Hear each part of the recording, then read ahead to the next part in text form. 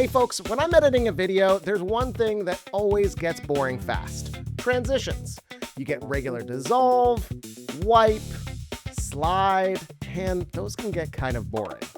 It's way more interesting when you can do things like this, or this, or even this. So today I want to show you how you can use Adobe Firefly to create custom video transitions for Adobe Premiere. I'm starting in Adobe Firefly Boards, a great creative space for making anything with Firefly. In here, we're going to create a custom mask that acts as our transition.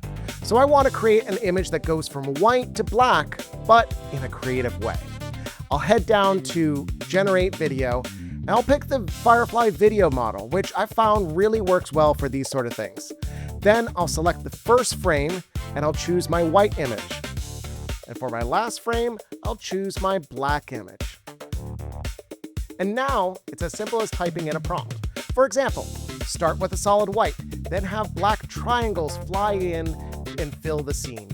Give it some time to generate, and then we can drop it in and we can see that white to black animation. That'll be our transition, but we're not done yet, so let's download it. Now I'll head over to Premiere, and I have two clips that I want to transition between.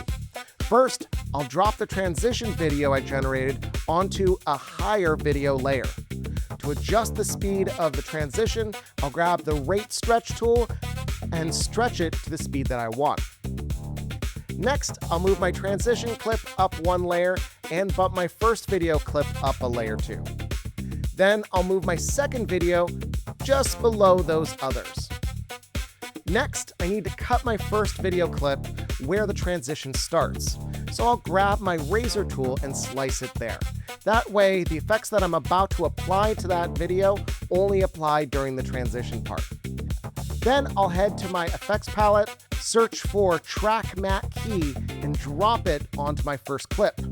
I'll then select my clip, and over in the effects controls, I'll set the matte to the video layer with the transition, in this case, video 3.